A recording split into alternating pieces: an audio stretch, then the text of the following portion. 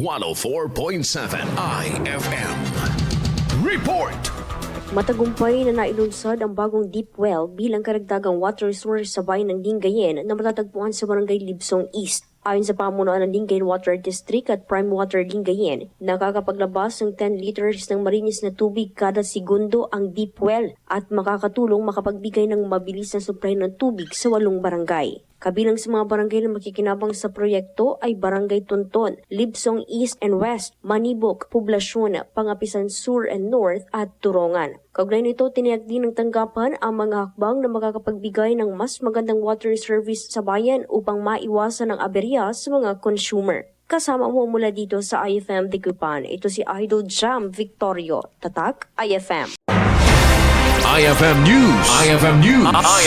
IFM News.